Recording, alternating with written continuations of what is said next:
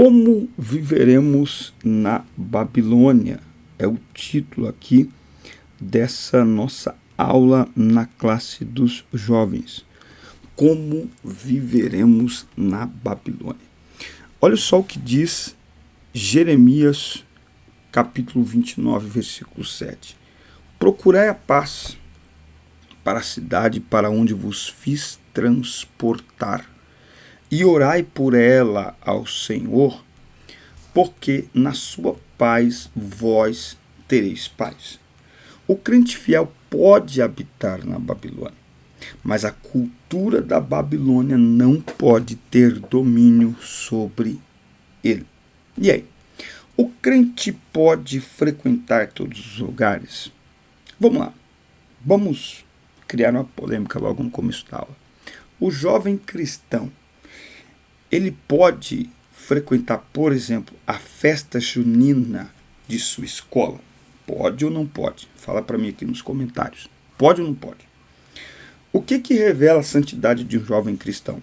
Ele não ir na festa junina, lá de sua escola, ou ele ir, mas não beber, não fumar, não cheirar, não se comportar, não se vestir como os seus amigos. O que mostra a santidade? A vigilância real está em não ir ou em ir, mas não se comportar, não se vestir como quem está lá. Responde aqui para mim nos comentários. Participar ou não participar? Ir ou não ir?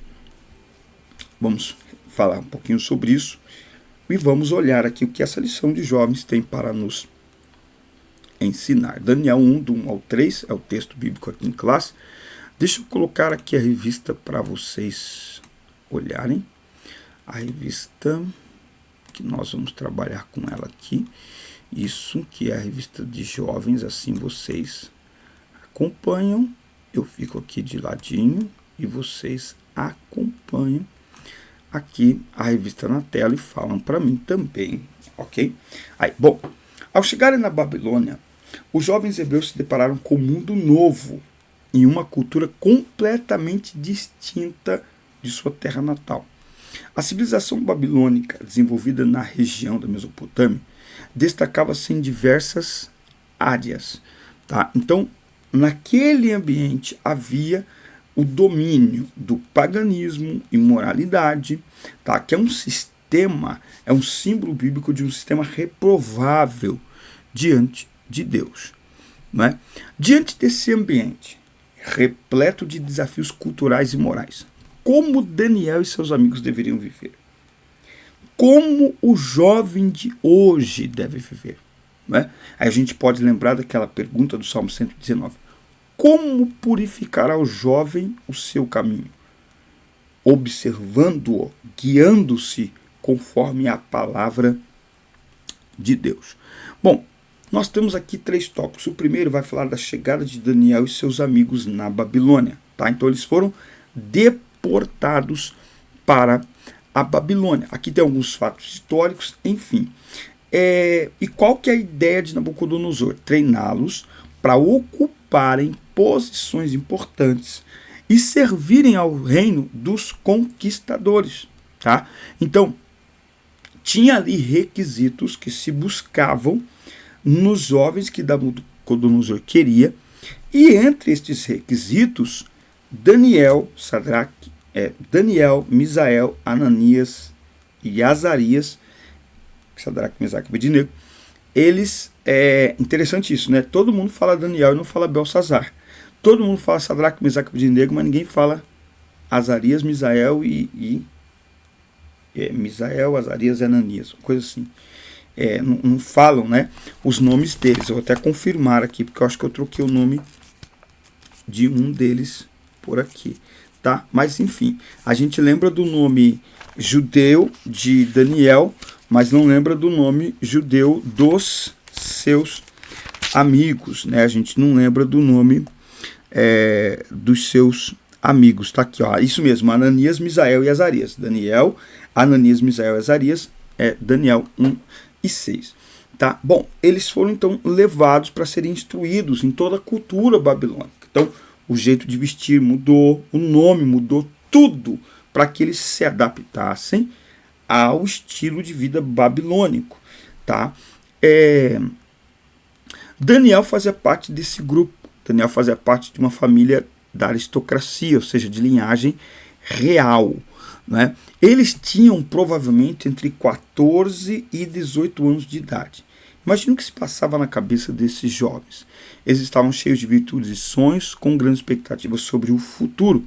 De uma hora para outra, sua vida mudou o curso completamente. Completamente. Tá?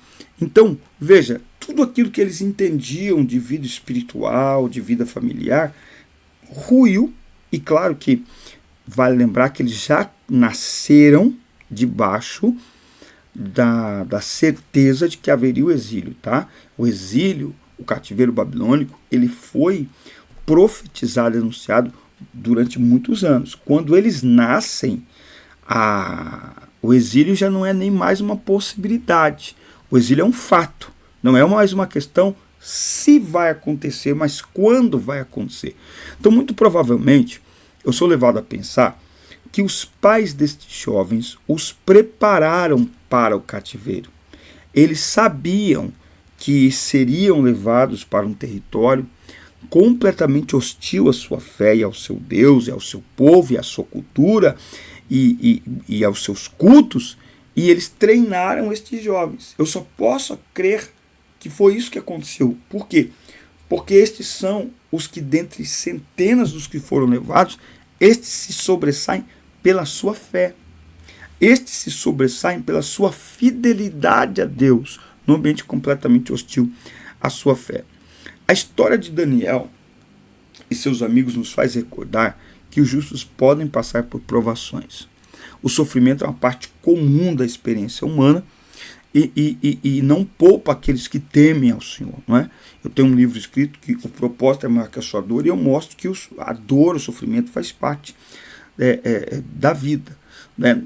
Paulo e Tiago expressam aí essa verdade nos seus escritos.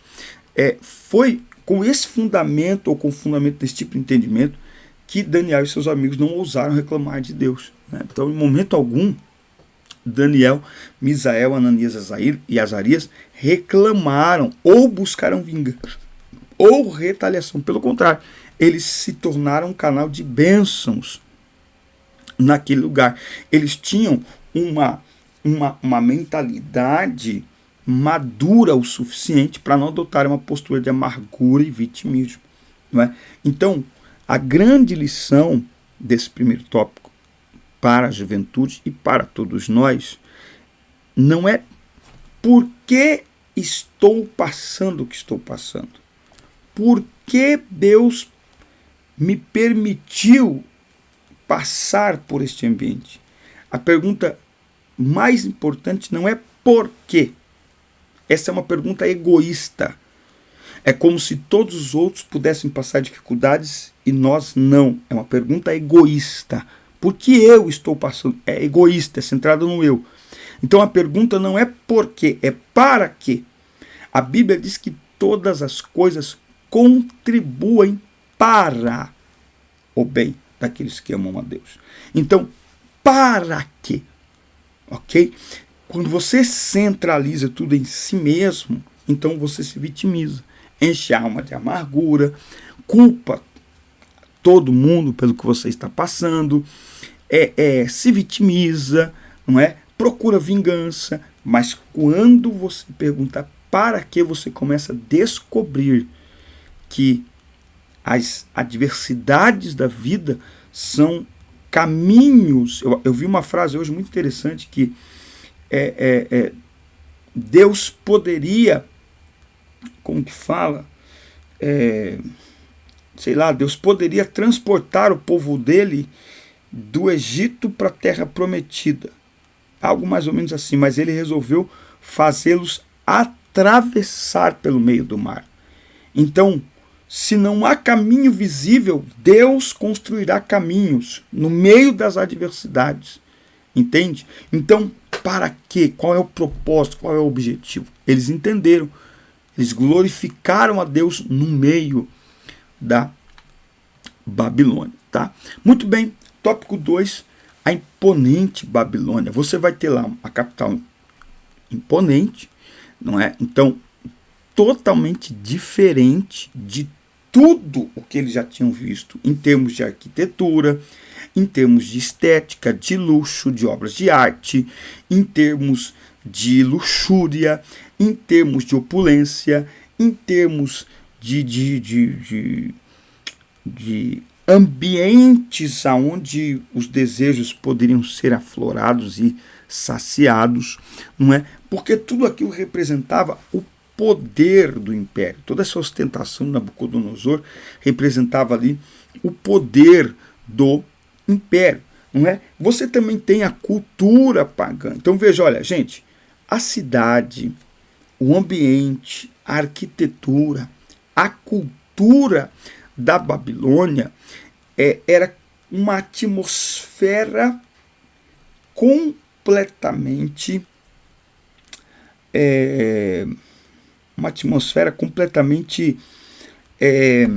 como que nós podemos dizer a palavra que a gente pode usar aqui? Era uma atmosfera completamente dedicada ao pecado, entende? Por isso que não pecar é uma escolha. Presta atenção nisso aqui. Eu tenho escrito alguma coisa sobre a presença de Deus. Tenho me incomodado porque nós nunca cantamos tanto sobre a presença de Deus. Presença de Deus. Presença de Deus. Mas o fato é que a presença de Deus que nós tanto cantamos, será que nós a temos buscado?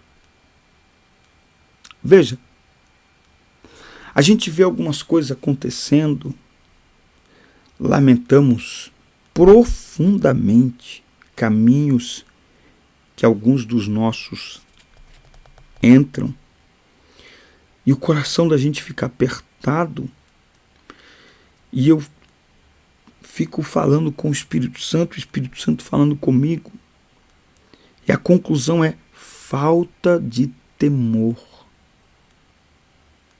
O grande problema não é o ambiente que a gente frequenta. O grande problema é perdermos o temor a Deus. Porque quando perdemos o temor a Deus, ou o ambiente nos corrompe, ou nós corrompemos os ambientes. E temor a Deus nada mais é do que, na minha definição, consciência pela presença santa de Deus e pela onipresença santa de Deus. Como diz o salmista, para onde eu me irei da sua presença? Onde eu me esconderei? Porque se eu subir aos céus, tu lá estás. Se eu descer às profundezas do abismo, até ali a tua mão me guiará. Então não há como esconder da presença santa de Deus.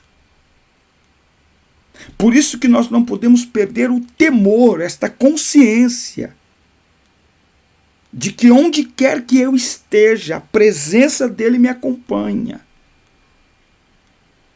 E aí tanto faz se é um ambiente favorável à presença ou hostil à presença, porque não é sobre a presença que permeia o ambiente, é sobre a presença que eu carrego em mim, é sobre o Espírito Santo que habita em mim. E eu não posso perder este temor, esta consciência por causa do ambiente, por causa de amigos, por causa de momentos, por causa de segundos, por causa de convites, por causa de oportunidades. Porque quando se perde esta consciência, quando se perde o temor pela presença de Deus, perde-se o limite, perde-se o medo de pecar, sabe? Perde-se o medo de entristecer o Espírito Santo. E a palavra do Senhor diz: não entristeçais o Espírito Santo, no qual estáis selado para o dia da vossa redenção. Mas a falta de temor tem levado muitos a perderem o medo de entristecer o Espírito Santo, de pecar contra o Senhor. Daniel e seus amigos mostram que não é o lugar. São as nossas escolhas. Daniel e seus amigos mostram que a Babilônia não tem poder algum de influenciar quem decidiu não se contaminar. Não se contaminar é preservar o temor a Deus. Hoje em dia, não precisa se fazer muito esforço para fazer a diferença. É só temer a Deus. E quem teme a Deus afasta-se do mal. Afasta-se do mal não é deixando de ir a certos lugares. Essa pergunta tem sido feita a mim muitas vezes. Será que não seria melhor nós criarmos um lugar, um ambiente onde somente o jovem cristão pudesse frequentar? Isso é uma bolha. E o Evangelho, a proposta do Evangelho não é vivermos numa bolha. Não. Luz não ilumina e não produz diferença nenhuma em ambiente iluminado. Luz só produz diferença, influência no ambiente de trevas. Por isso que eu volto no início quando eu disse, eu acredito que estes jovens foram treinados. Os seus pais, eu estou entrando no Telegram aqui, tá? Os seus pais sabiam que este jovem, em algum momento, os seus pais sabiam, oh meu Deus do céu, os seus pais sabiam, deixa eu sair desse negócio aqui, ó, deixa eu colocar aqui no material, aqui sempre tem um bichinho que aparece aqui no Telegram. Os seus pais sabiam, e os seus pais treinaram, mas mais do que isso, eles deram ouvidos à orientação dos seus pais. Eles aceitaram a orientação dos seus pais. Por isso que quando eles chegam na Babilônia, quem decide não se contaminar é eles. Sabe o que é isso? Temor. Consciência pela presença de Deus. Quando Davi diz, não retires de mim o teu espírito, Davi está dizendo para Deus, eu não quero perder esta sensibilidade à presença do Espírito. Eu não quero perder esta consciência, porque quando se perde a consciência, se afasta da presença facilmente. Muito bem. Tópico 3, para a gente encerrar, a cultura e o espírito da Babilônia. Símbolo de oposição aos valores divinos. Biblicamente, Babilônia é tanto um lugar geográfico quanto a representação de um sistema reprovável diante de Deus e seus valores espirituais e morais. Tá? Então veja, não se trata apenas de um ambiente físico. Até o André Valadão falou algo esses dias muito correto, tá? Até porque ele fala como pastor, falou na igreja, e é um conselho, segue quem quer, tá? Mas a universidade não é um ambiente hoje para o cristão. Agora, cabe ao jovem cristão ter a consciência de que carrega a presença de Deus, que está indo para um lugar hostil à sua fé, e cabe então a ele, como Daniel e seus amigos, decidir não se contaminar e pagar o preço por não se contaminar. Tá? Pagar o preço por não se contaminar. Então, a Babilônia, ela tem como principal característica da cultura a destruição da noção de uma verdade absoluta. Tá? Essa foi uma das táticas de Nabucodonosor, conforme sua religiosidade e visão de mundo. John Lennox, na obra Contra a Correnteza, cita o fato de o monarca ter levado os utensílios do templo em Jerusalém para a casa dos tesouros das suas divindades na Babilônia. Tá? Os utensílios, para os hebreus, eles tinham um enorme valor espiritual, feitos por artesãos que amavam a Deus, que representavam a relação do povo com o Senhor e apontavam para a santidade e glória de Deus. Quando eles são transportados para a Babilônia, eles passaram a representar somente uma conquista de guerra, da mesma forma que qualquer outro artefato. Então veja, aquilo que era projetado como símbolo para indicar o único e verdadeiro Deus, foram colocados no mesmo nível de símbolos de cultos de outros deuses. Tá? Então o que é isso? É a relativização da fé. É quando você começa a desconstruir aquilo que tem valor único, exclusivo para Deus. É quando você relativiza os símbolos espirituais, colocando a Bíblia, a ceia, o batismo, a profissão de fé no mesmo nível que tem no cristianismo que em outras religiões. Não é. Pelo simples fato que o nosso Senhor está vivo. Nós cremos num único Deus. Então, essa mistura ela é perigosa. Nós temos visto hoje muitos influencers do meio gospel que eles se misturam, eles frequentam ambientes, eles falam de forma politicamente correta. Para quê? Para não criarem nenhum tipo de desconforto na sua base de seguidores, bem como nos seus patrocinadores. E isso acaba relativizando aquilo que não é relativo. A Bíblia é absoluta, Deus é absoluto, sua unicidade é absoluta, sua exclusividade é absoluta. Tá? Bom, as falsas religiões, ao perverterem a verdade, são capazes de destruir valores, conduzindo seus adeptos ou seguidores a um estilo de vida depravado.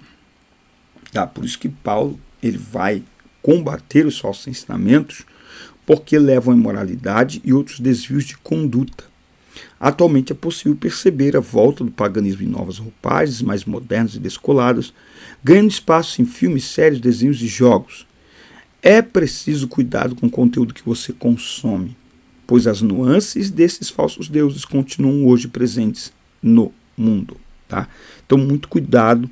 A orientação final aqui desta aula, ela é para que se tenha cuidado. Aliás, tem mais um tópico, vivendo e testemunhando na Babilônia, que geralmente tem 3 tópicos. Cuidado com quem você segue. Cuidado com quem são suas referências. Eu concluo aqui esta aula com o fato de que nós falamos aqui, baseados no comentário, que Daniel e seus amigos tinham aproximadamente entre 14, 16, 18 anos. Quando você vai ler depois em Daniel 3, você vai perceber que anos se passaram, eles já são agora adultos, a fé deles permanece intacta. Em Daniel 3, Daniel não está, mas Azarias, Misael e Ananias estão. E eles preferem ir para a fornalha de fogo ardente do que se curvar diante da estátua de Nabucodonosor. Depois, em Daniel 6, Daniel agora já é um velho. Historiadores dizem que ele tem aproximadamente entre 80 e 90 anos. E é interessante que a fé de Daniel permanece intacta. O maior trunfo da nossa fé é não nos contaminarmos em um ambiente contaminado. Você anotou aí ou não? O maior trunfo da nossa fé é não nos contaminarmos no ambiente contaminado. É decidirmos que os ambientes não vão contaminar a nossa fé. De 2, uma. Ou de 3. Ou os ambientes vão perseguir a nossa fé, ou os ambientes vão absorver a nossa fé, ou os ambientes vão ignorar a nossa fé. Mas eles não vão contaminar a nossa fé. Ponto. Decisão. 3. Ou vão perseguir e prepare-se porque vão cada vez mais. Ou vão absorver, e muitas pessoas estão nos olhando no dia a dia, e muitos acabarão se convencendo de que servimos de verdade o nosso Deus, mas isto leva tempo. Então, ou vão perseguir e vão perseguir, ou vão absorver, alguns vão absorver, ou vão ignorar. Muitos não estão nem aí se cremos ou não.